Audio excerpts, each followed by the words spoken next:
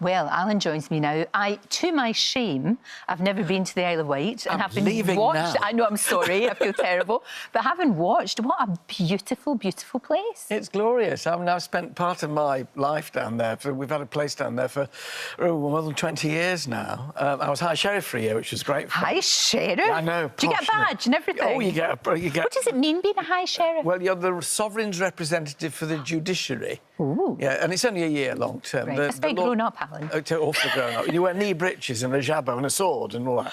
But it was lovely. It's encouraging as much as anything. Local activity volunteers. And when you are High Sheriff, you realise how much this country is held together by volunteers. Oh. And on the Isle of Wight, exactly the same as anywhere else. Oh, it's absolutely lovely. You were very lucky with the weather, weren't you? It was glorious summer in which gorgeous. to film. But it's like a microcosm of Britain. I mean, glorious beaches, wonderful downland. We tell stories of fishermen and restaurant owners and beekeepers and a tiny weeny airport on the island.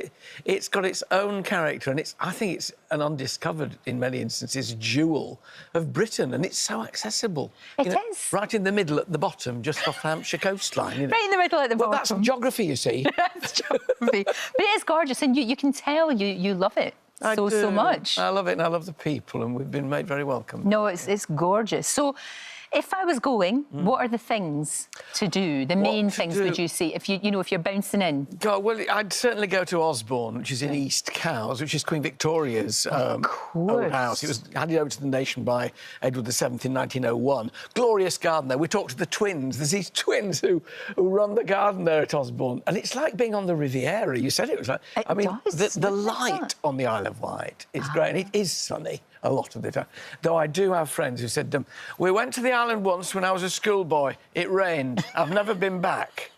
But you can see here what it does look like. But it's kind of that way where it can be rainy in the morning and then sunny in the afternoon, which is absolutely beautiful. Frank Sinatra, wasn't it? If you don't like the weather in London, wait around for half an hour. Exactly. And it'll change and it'll be fine. Yeah. Famous for tomatoes, which are a hot topic right now. They are indeed, and we ask in our supermarket for the local tomatoes, Isle of Wight tomatoes, and that's the big thing about this whole vegetable scenario at the moment is we all need, particularly post-Brexit, we need to get used to supporting our growers more, to asking for seasonal produce and local produce. And, I know Therese Coffey was knocked for saying eat turnips, but there's a modicum, more than a modicum of truth in that, Look to your roots during the winter.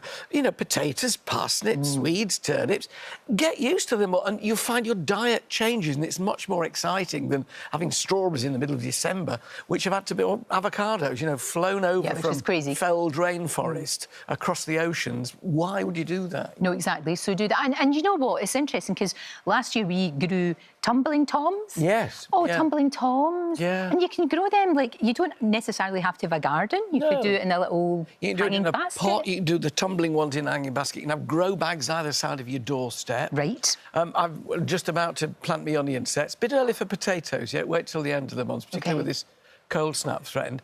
But look at growing some of these. The sense of achievement is wonderful. And then we're all doing our bit and being responsible and supporting British growers and the British climate too. Our seasonality is an advantage. We love waiting for spring, it's gorgeous. No, exactly. You're right. We have to kind of get into a different mindset, I guess. We have to do that.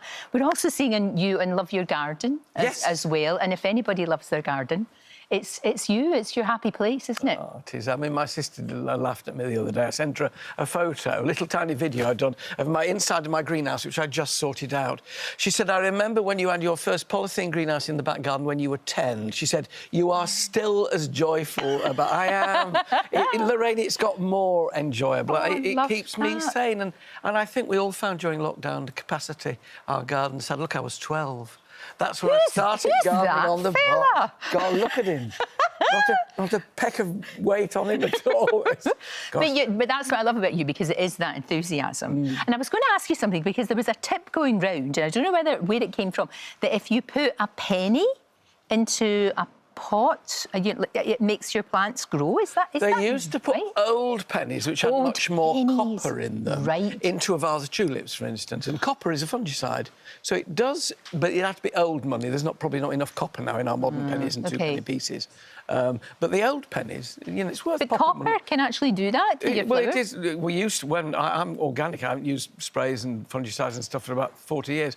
But copper is a fungicide. It stops fungus growing. So you pop an old penny in your water of your cut flowers. It can just keep it clear a bit longer. God, that's really good. See, you learn things all the time. But meanwhile, I've got to get booked while I still can to the gorgeous Isle of Wight. Well, the series that's coming out, it'll give you a taster of the island, its terrain and its people.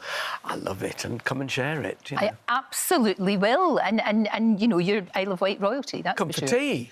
Come for tea, let me know. And lots of tomatoes. Yeah, and tomatoes. Thank you so much. You're right, you have to have a different mindset and seasonal fruit and vegetables. It's a responsible way of carrying yourself. It sure is. Right, the Isle of Wight, Jewel of the South, starts this Thursday, 8 o'clock on Channel 5. Great to see you. And you, Lorraine, always pleasure.